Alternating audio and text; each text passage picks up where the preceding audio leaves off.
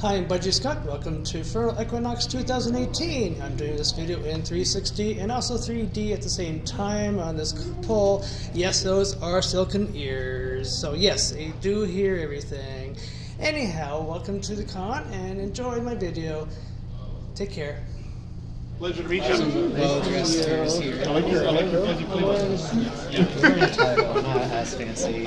You're more dressed up than I am. Oh, but I like it. Thank you. It's very thoughtful.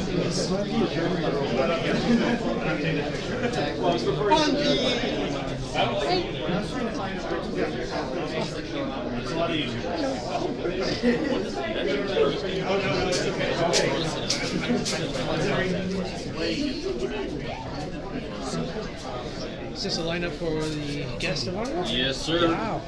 Come and queue with us. It's the best thing ever. Hello.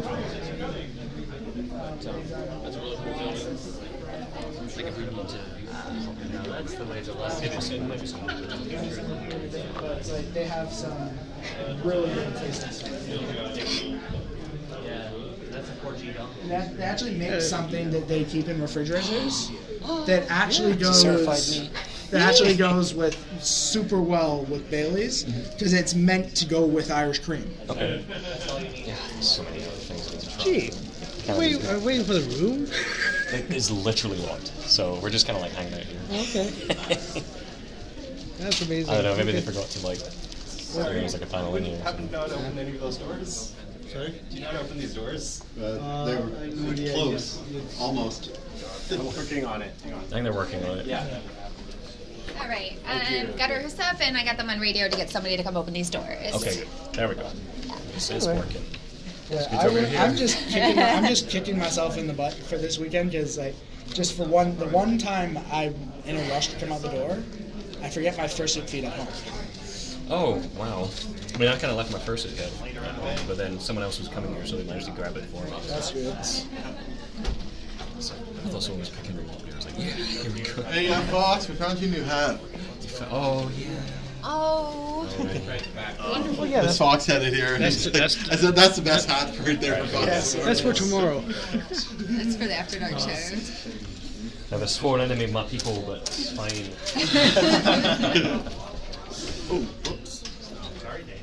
St. Paddy's Day is coming tomorrow. Yeah. Oh my gosh, yeah, you're gonna get get lost start. It's on a Saturday as well. Like people are gonna be destroyed. I think you're gonna go to the bar tomorrow. Oh heck yeah! Oh, now that St. Paddy's Day. If I don't go to the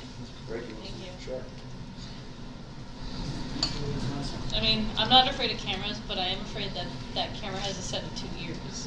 So we're gonna be like ASMR guest of honor. That's one smart ass camera. Well, you saw that Megaplex anyway.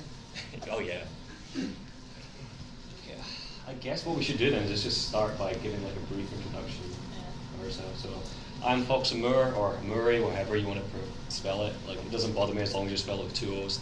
If it's 1 O, that pisses me off. I don't know why. Because I like to be. It's 2 O's, damn it. I'm a musician from Scotland. I've played piano most of my life. I've recorded at Abbey Road a couple of times. I've worked with various orchestras. I've traveled the planet. My favorite food is pizza. I am one of those horrible people that like pineapple on pizza as well. There's nothing wrong with that. You'll be amazed how much that breaks the ice when you're doing like a band. I like my pineapple on my pizza. And this is my first ever Furnal Equinox, and so far I've had such a great time. So thank you for having me.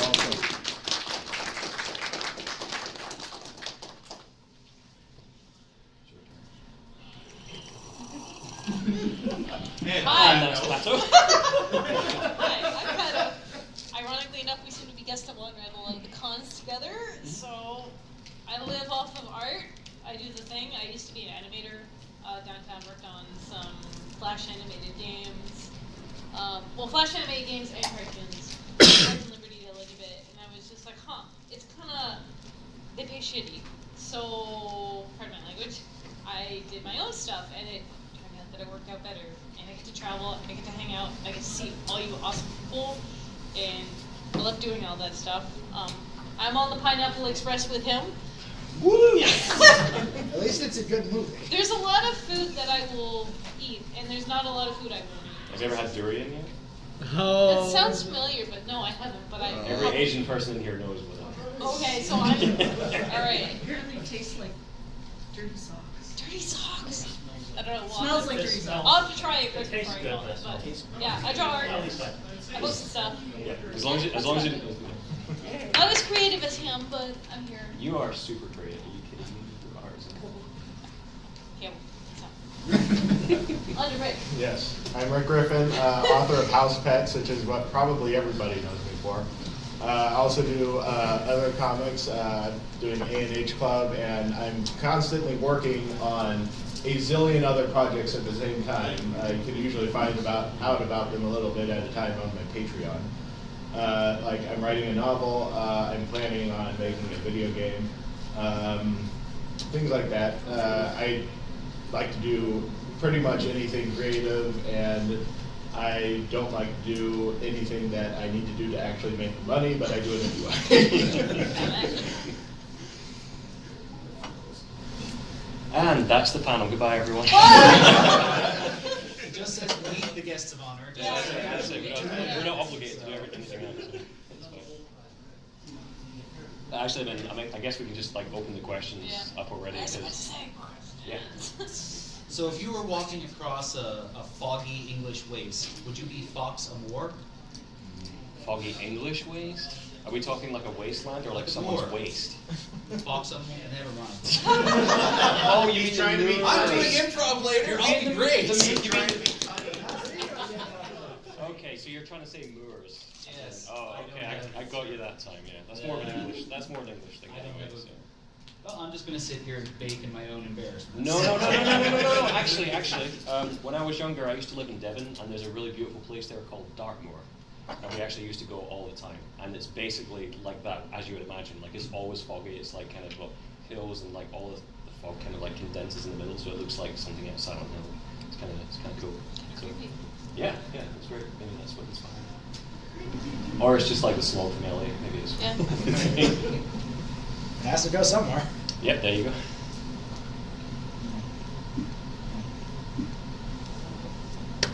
Sorry, question for Patto. Yeah. You said you used to work on Flash games. What have you worked on?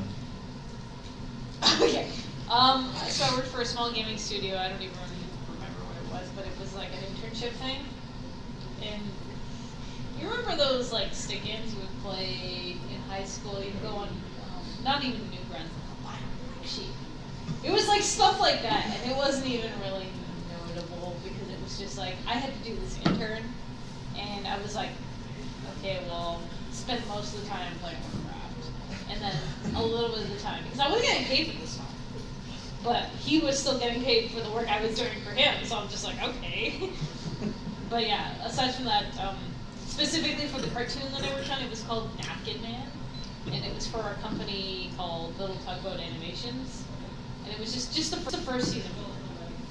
That's about as far as it goes. I feel like they have a There were TV show 2 called seasons for Nap. Napkin Man. There were 4 seasons. Yeah, they Never Isn't it that He's show that's going to on be the like next Marvel. CBC?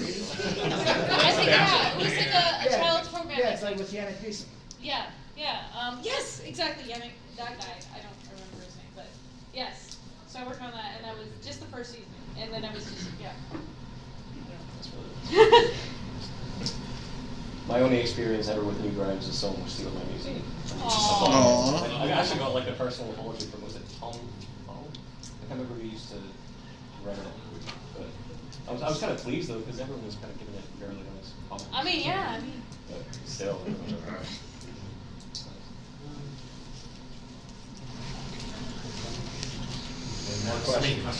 More questions. Okay, it's for Fox. So, with your music and everything, like obviously being over in the UK, have you ever thought of collaborating with other UK artists? UK artists? Like say Ed Sheeran, because you guys kind of. Oh, I'm not in that league. Like, well, I'm just saying, like. I wish I was. He's so But, yeah, honest. I'm just saying, because it's like he does his type If of folk music. If I had the opportunity, absolutely, yeah. Like, Yeah. I actually like a lot of his work. Yeah, same here. It's actually really fun to play as well. When I hear his music, it makes me think of like your type of music. Yep. I'm like, wow. What was the song he did for The Hobbit? The second one. The Fire. Yeah. Yeah. That one for the. Oh my gosh. Yeah, that was, I think that's one of his best songs. And if you go on YouTube, there's actually an amazing documentary behind it where he's recording in the studio. And he came up with that in like 40 minutes. He just went in there and played it. Wow. And just built it up on that. It's like, a freaking talented musician. He is like, I remember there's another one he has called Supermarket Flowers. It was about his grandmother, and he wasn't going to release it. It was only be for her funeral, but then his grandfather said, no, you have to release this. Right, yeah. So I think, honestly, probably my biggest secret ambition would be to like do something with a metal band. Yeah. So something like on the long veins of like Iron Maiden from the UK. Oh my gosh, It'd yeah. be pretty incredible to see what it would sound like if we actually put like some kind of like Hammond organ or keys in there. Yeah, so that'd be pretty it'd be cool. like, but I mean that's some amazing wish that's way up there somewhere that I'll probably never do, but I still appreciate it either way. So. Well, yeah, because we got like other bands, like old bands like Glass Tiger. Mm-hmm. So they're from Ireland. So I think Yeah, that's okay. Ireland's okay. Ireland's okay. I like that. It's England. We make fun of.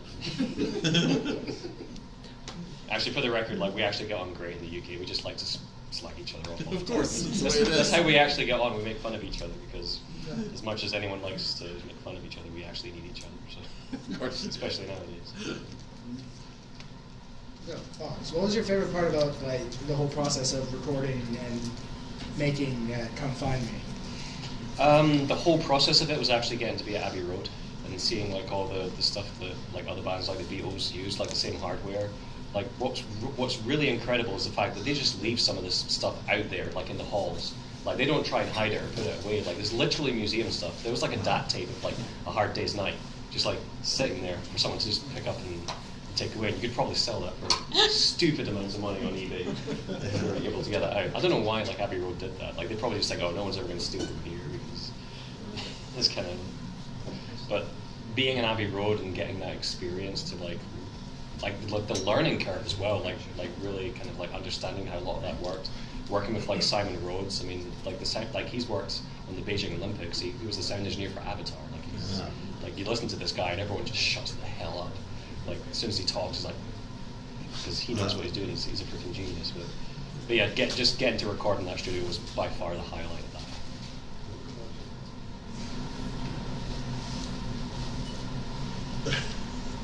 Everybody's in awe. I should say this is actually an appropriately sized room for a Meet the Guest of Honors panel, because I've been to several of them, and they often hold them in main ballrooms. Everybody sits way in the back. Right, You're just kind of staring at them way back there, and they're like, well, no, because wants to sit in the front. Half them won't even sit at the front. Yeah. They'll go in the back. So it's like you're talking to AD like all the time. Yeah, I remember at MFF when the Guests of Honor, it's like, yeah, big, huge room, and it's like, you guys were there, and you're like, that guy, come on closer. Yep. Get down there. That's every time we do a show, like people out the back are like, come on people, just come forward. I know Pepper's scary, but he's not. Look, I'm going to make fun of him because he's not here until tomorrow. Yes, I earned that right. Yeah, he'll be here tomorrow. Yep. And he'll be very drunk because he'll be St. Patrick's Yeah. Day. And Yeah. deal with that. Just thinking with it. Yeah, but you know what? You can get just as drunk, so you can deal with it together. Maybe. We'll see.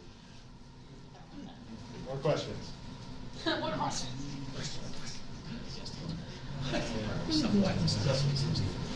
I'm curious how far in advance you work on host nets. Not far enough. Okay. Lively Lively conversation. That's a good answer. I used to have like a buffer for at least a couple weeks. That got eaten up very quickly, and it's very hard to get ahead on it because that means that I have to actually draw the comic more than 2 or 3 days in a week, and that gets tiring very fast, and I have a bunch of other projects I need to do, so that doesn't usually work out very well.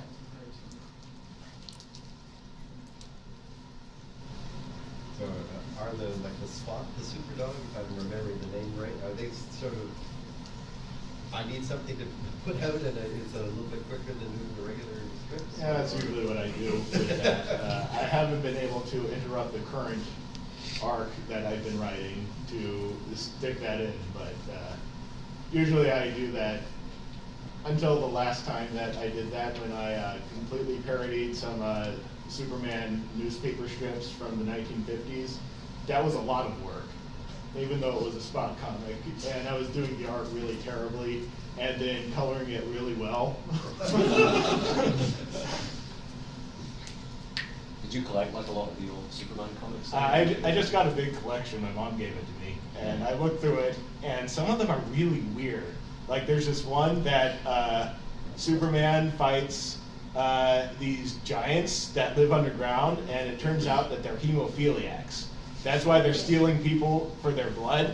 So I get to say that it's a story where Superman beats up a bunch of rare hemophiliac giants. And he's the good guy. That guy has seen some shit, I tell you.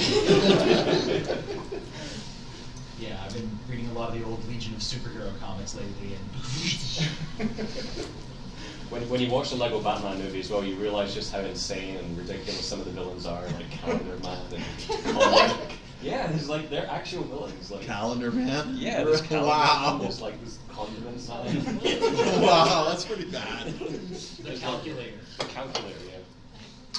These just sound like funny names, like parody names.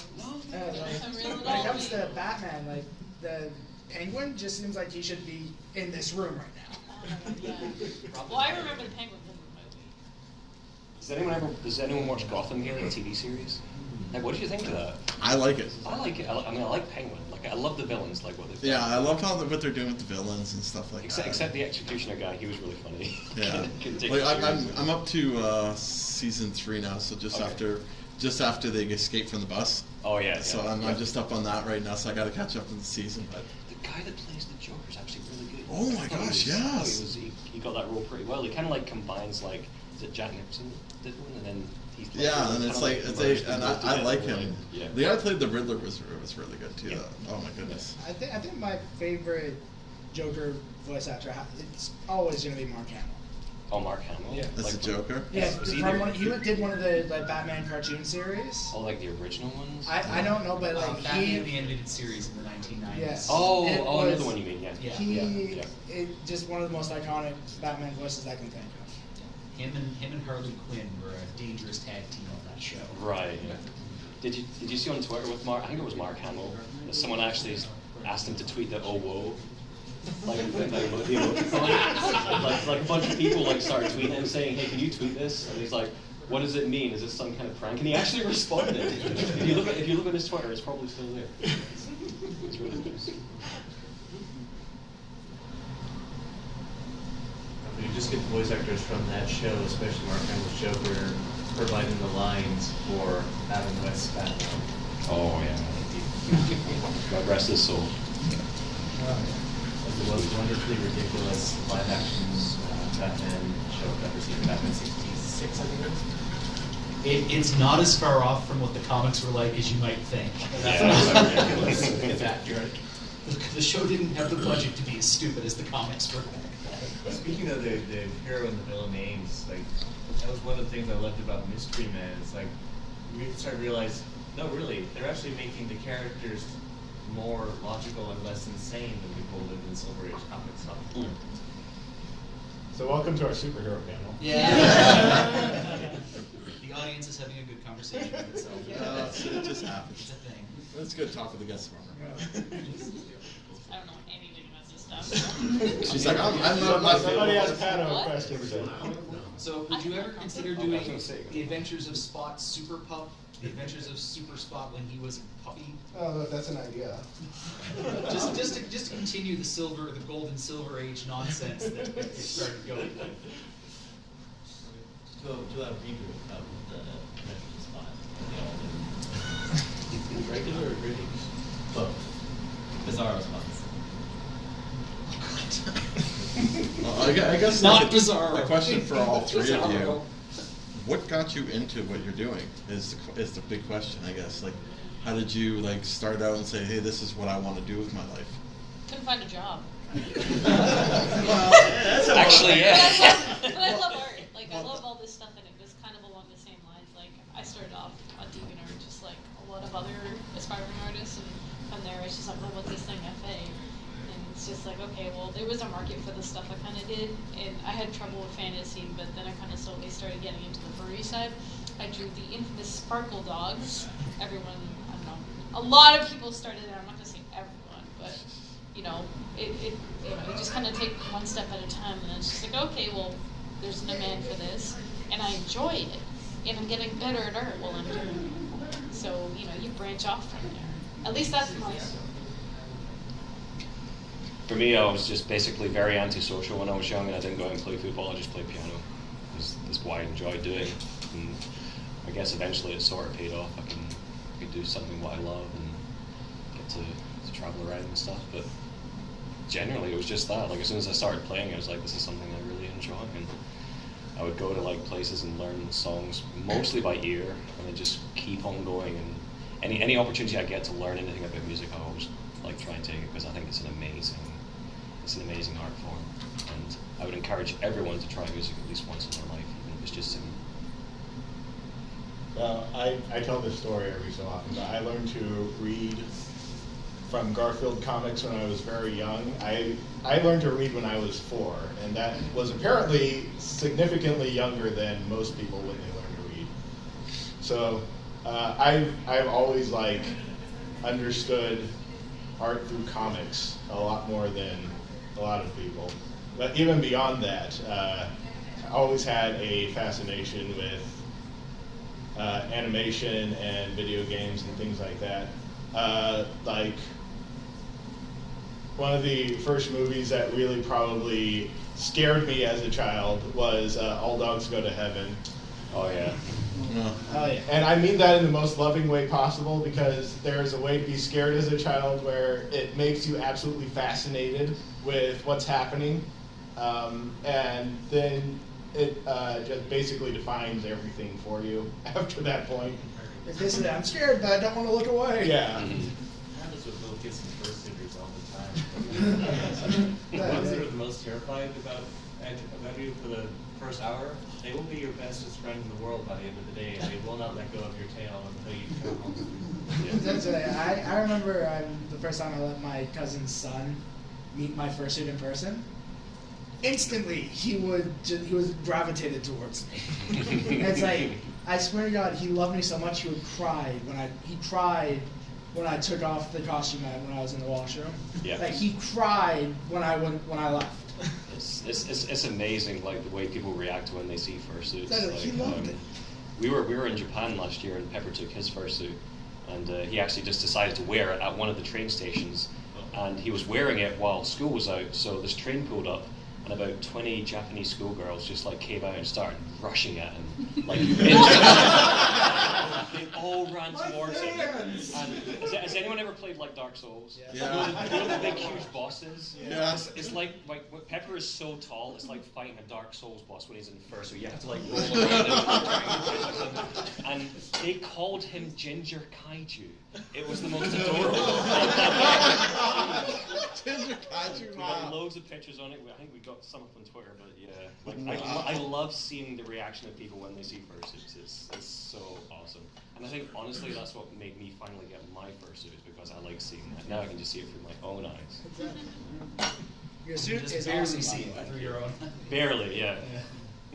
So it must be hard for you in the suit to play the piano because you can barely see it. Yeah, I mean, like I got like specialized sort of like paw pads, so it's more like wearing kind of like silk gloves in a way, so it gives me the dexterity Of course, in my fingers. But that's all that, the hardest part about it is having to wear a fursuit when you're on the stage because of the lights. Like the heat is ridiculous. Yeah. But yeah, I need to get a cool down vest. Yeah. At least let it work for like 1 hour. That'd be great. Well, you can get them when you're in the UK from Easy Wolf. I'm actually going to see him like next week. So say Easy Wolf, I need a vest. Yeah, well, he owes me a favor because I'm playing at his birthday party. Yeah. Like, I want a cool down vest. Yeah. Extras out of packs, please. Yeah, exactly. Yeah, I'm going to demand the hell out of it. Anyone got any more questions? Yeah. Oh. My question is, like, what attracted you guys to the furry fandom in the first place? I've always liked animals, probably more than people. It's actually very true. That's the way to put it. Like I remember when I was young, whenever my parents would take me out to Grandma and Grandpa's house, I'd always, whenever they were outside doing something, I'd just hang out with the dogs. That's just what I did. They were much more interesting. Oh, for me, I don't know. So we have a park across the street. Every time there was a person in the park and they had a pet dog, Mama, over the park, there's a dog over there. And I just run out the house and just go play with I'd be adopting basically a new family every time I went and played the park. But it's just the same thing. Just, I don't know, always that, fascination with animal and anthropomorphic characters. I always found that cooler than, who wanted to watch those stupid humans on TV?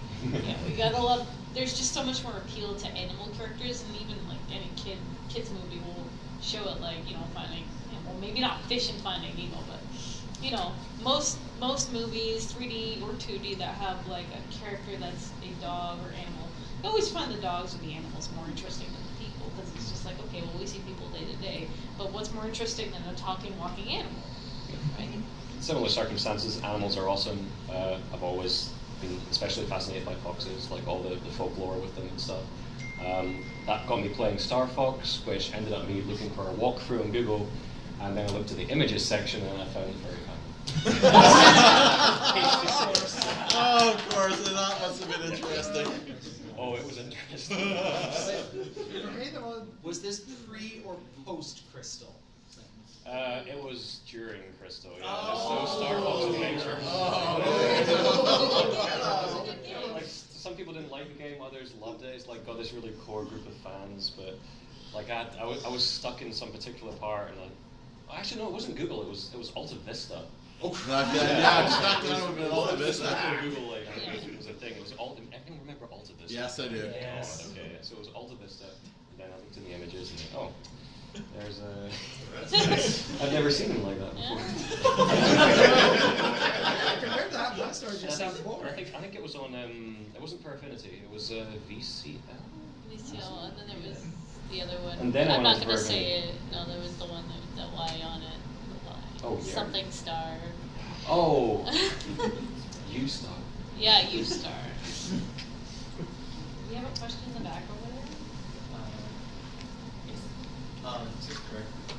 How do you have any advice for world building and tracking like long-term continuity of events?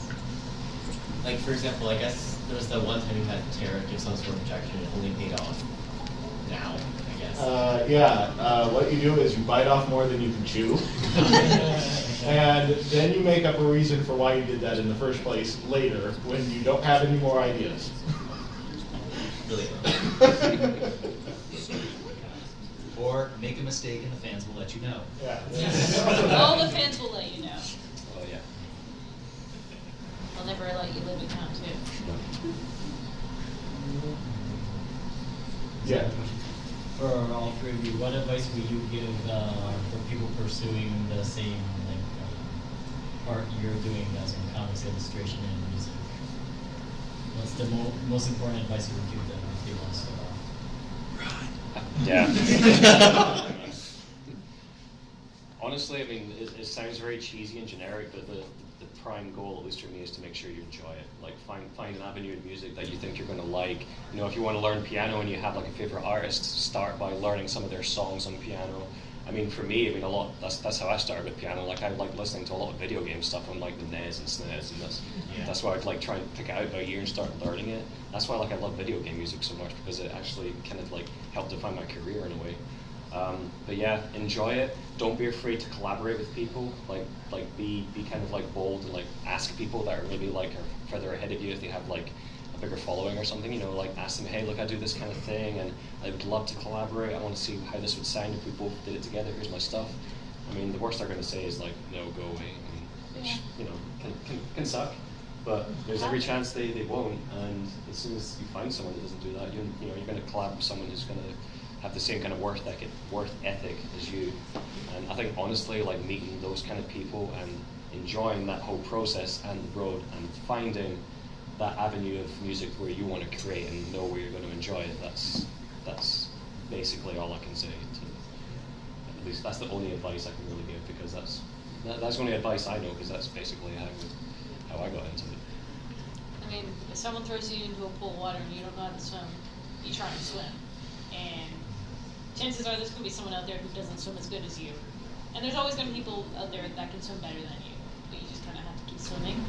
And that's kind of the situation I was in. And it's just like, it was something I really liked to do. And I was really scared the first time I kind of got into this fandom and started, trying to make a living off of it. Because I was just like, okay, well, is it working right now? And no, there's always a demand. There's always going to be people out there that want your stuff. There's always going to be people that care about you. And probably one of the most wonderful fandoms out there because everyone is actually caring about each other. Not to badmouth the anime fandom, because that's kind of where I came from. I used to do anime. But it's just like, people are always just like, don't look at my stuff. But everyone in the furry fandom has always been welcome, open arms, and everyone's there to lend you a helping hand. So, you're not alone there, and you've got people to rely on. And the best thing you can do is do your damn best and, make a family out of that and work with the people you have around. I think that's very true as well, because after being like a few anime cons like ourselves like last year, and we kind of saw that as well, like there's much more of a family kind of feel when you're in the furry fandom. I think that's very important to the creative process. It is, it's very important. I don't know what I'm supposed to follow that up with. I mean, I could give practical advice, but practical advice with doing comics would be you kind of need to know what the language of comics are, and you only really do that by reading comics.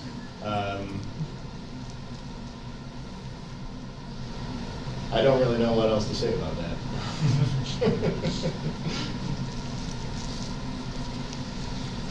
I think it's very similar though in the aspect. It's like just enjoy what you're gonna do, and it makes all the difference. Oh yeah, I mean, I suppose like if you're trying to if you want to build an audience, probably the most important thing is consistency more than anything else. Is you want people to keep coming back and to look forward to what you are putting out all the time, so that they start building a relationship with you, even though you have absolutely no idea who they are. That's basically what happens. Does anyone have any more questions? Like personally, I need to run in like a couple of minutes because I've got to go on stage in like 15. And Audie's like screaming at me because I'm not doing any sound check. Uh-oh. Is there any? Yeah, I know, right? I'm scared of him. He's mad. He's mad. Oh, what time is it now? Pull up. 6:40. So what? Black August is going to be yelling at you? I guess. Yeah. He'll be like, "Fox, come on!" Oh, he will. I mean, we'll hear it from here as well because he's used the microphone. Just shake the whole thing. You'll just hear the bass, just like when I was scaring some of the dealers. Oh, we're in there, just the audio checks, and then if I was just like, they're giving me such a break right now. It's like, is that you, God? Of your show, I am. It's like, okay. I'm gonna always listen to the AV because they can make it keep. Yeah, yeah. Like that time when they screwed with Pepper's mic and they made him sound like Donald Duck. That was So we just go up and start singing like that? And then we turned it off and he still sounded exactly the same.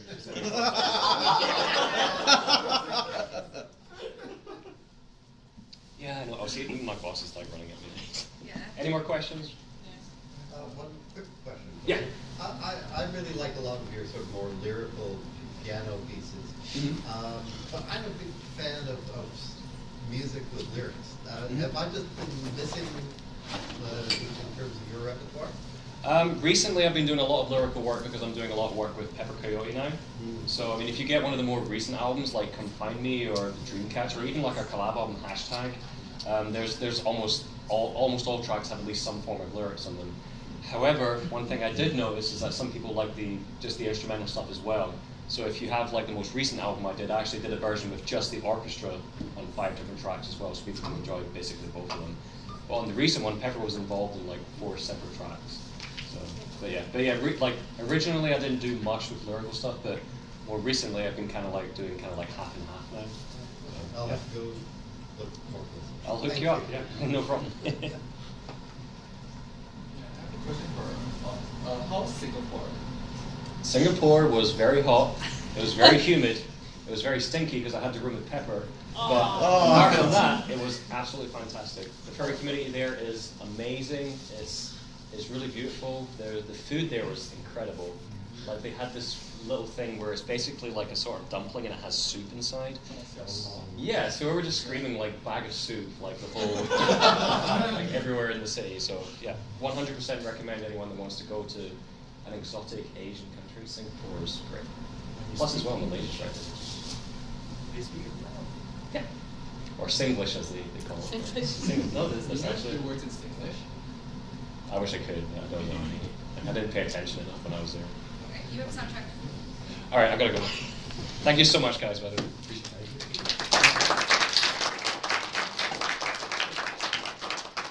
We're on stage at 7, by the way, so you're not doing anything after this. Come and listen to us. Oh yeah, that's always good. About 10 minutes with the other two of us. Sketch my make a fix video where it was actually on stage. Camera. Well, I started off. For me, I started off drawing like dogs and canines. So, as much as I have a bird character at home, as much as I'm not that good at them, but dogs, canines. Well, my favorite animal is a kangaroo, and I also like drawing raccoons. That's why they started appearing in house pets at one point, and they just keep bringing them back because they're not main characters, but I like drawing them.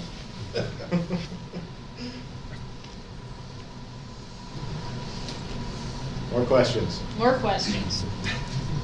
Sure, I'll take it to a default choice. Advice to addressing criticism.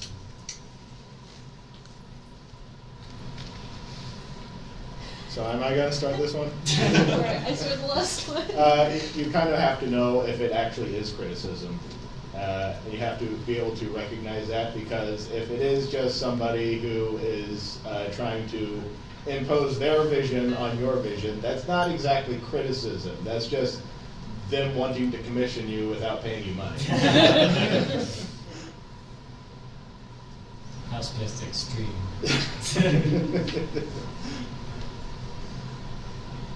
Criticism can be tough at times, and some people just don't go about the right way of saying it.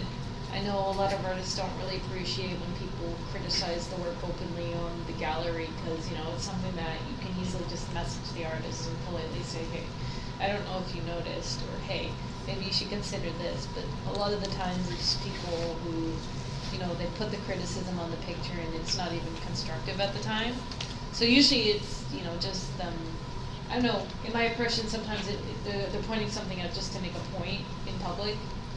But, the polite way of criticizing is pulling the person aside and politely saying, via notes or, discreetly, hey, I don't know if you noticed. And that's the kind of criticism I would appreciate giving, rather than, this looks weird. That looks bad. And it's just like, okay, why?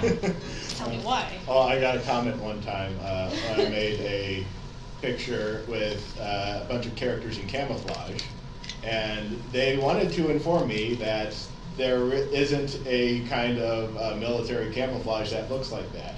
So I got that completely wrong for this completely fictional military that does not exist. Also, the Hummer that I drew was not a military Hummer, it was a it was a civilian Hummer. People are so nitpicky sometimes. But on that topic though, what when it comes to people looking at your art, what's your biggest pet peeve that you have? Pet peeve. It's hard to come up with a pet peeve for people who like my work. Like people that like look at your art and are constantly giving you criticism. I make fun of it, but it is kind of rare. I have to think about this a second.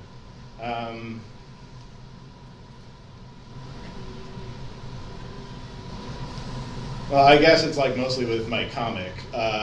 Anytime I do anything that isn't happy smiley, there's always going to be somebody who says, wow, this got dark for a PG comic. And I'm like, I was pretty sure that everybody watched Land Before Time when they were young. So I've seen kids' cartoons that are worse than some comics. Yeah, I know. I mean, I should be allowed to do that. And it's like, I recognize that you get a comic in like small doses every day. So if it's just this one day where Keen is in hell and being tortured by demons, it's like, yeah, that is kind of dark for today.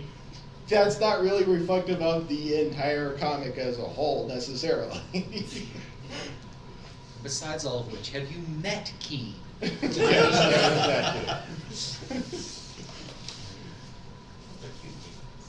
I think the only criticism I say I'd ever had problems with is when, I've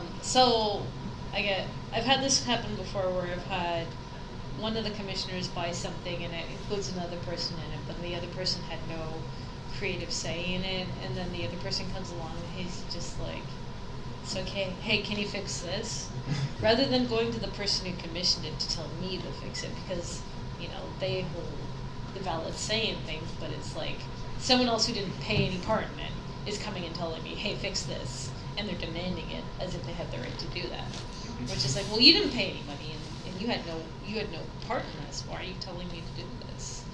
And it's just like, well, if he tells me to do it, I will take that into consideration. I will be more than happy to fix the image. But, you know, when he's got no part, but generally that's, you know, roughly around it.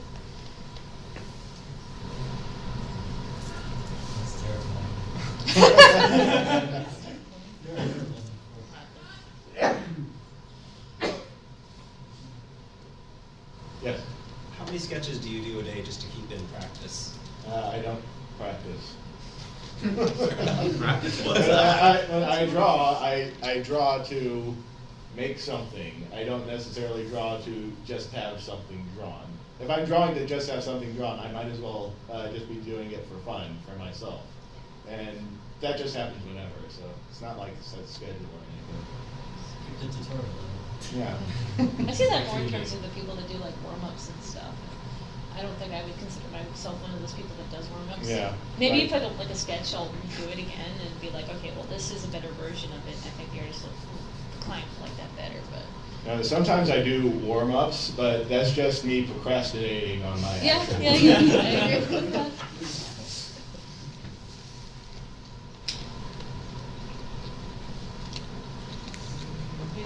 More questions? Are we out of time yet? No, 5 minutes. Okay, what's 5 minutes to get pizza? to Sorry, what was that? What's your favorite pizza then? That's a question. I can't eat pizza anymore since I can't have dairy. So. Pepperoni and bacon. Not pepperoni and Canadian bacon. Pepperoni and bacon. I know what you Americans, wherever you guys are, you think that Canadian bacon is a bacon. It's not. It's actually ham. Yeah, it's like female bacon or something. Back bacon. Female bacon is delicious. Yeah, I mean it is, but I want actual bacon that looks like bacon, not not that's why they bacon. specify bacon Yeah. is bacon. It's not crispy enough to be actual bacon. So Yeah. it's just pretend bacon. Pretend bacon, yes. It's possible. Give it to us so we can destroy the evidence. Yeah. Yeah, we'll get rid of it. Since Fox Amoore's not here, I can also decry the stuff that they call bacon in England. Oh yeah. Yeah. Wait, what's going on? That is not like the bacon in North America. It's a lot tougher and chewier. That sounds amazing though. I mean, I guess it's meatier, but Meteor. Yeah. Sounds good. not like Like meatier. boar bacon maybe. Maybe they've got wild bacons running up. Right, it's hard to criticize bacon unless you know what part of the pig it comes from. Yeah. Isn't it the belly usually for bacon? Like there's back bacon, but a lot of times bacon comes from the butt of the pig. Oh. Okay. I didn't know that.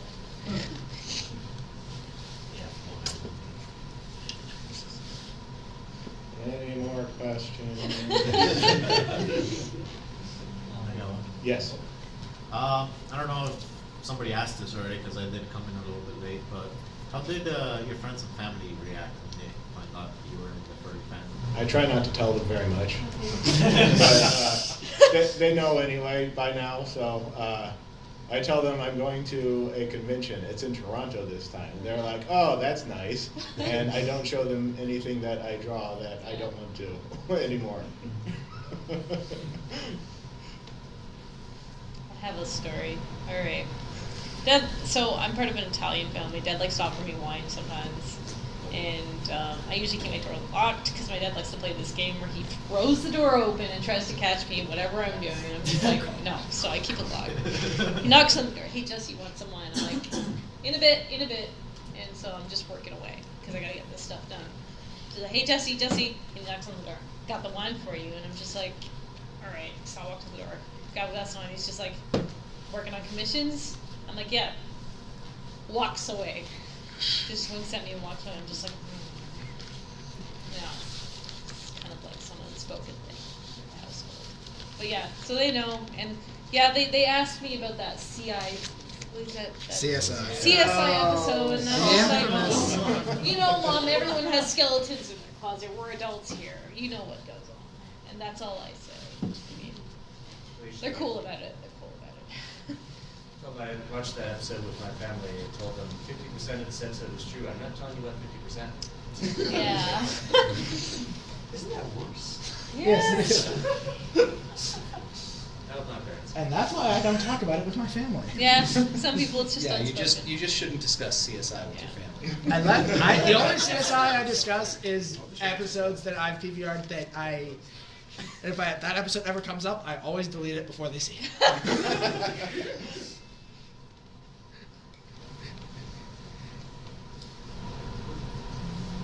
Alrighty. Fine, I'll ask the final question. All right, What's ask your the favorite webcomics to read? Aside from, husbands.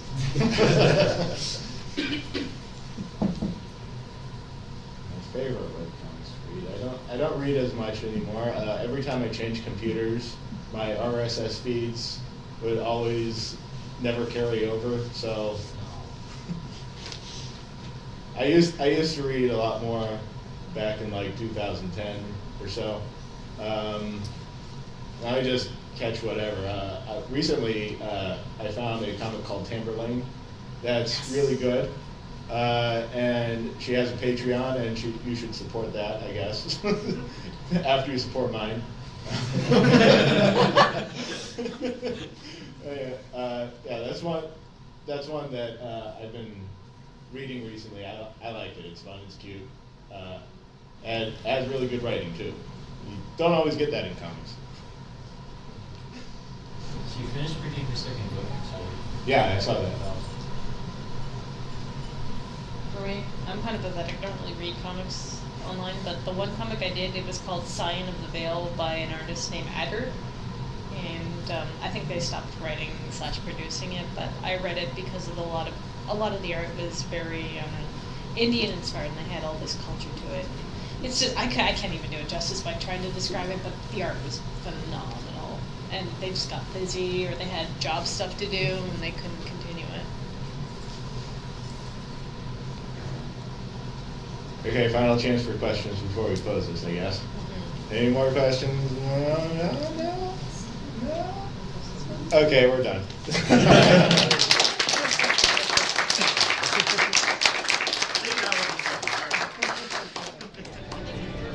Hi, thank you again for watching my video in 3D and 360. Hope you enjoyed the coverage of Furnal Equinox 2018 at the Weston Harbor Castle, downtown Toronto. It was an excellent weekend, and a lot more busier here than it was Thursday night. Hope you enjoyed, and thank you again for watching. Cheers.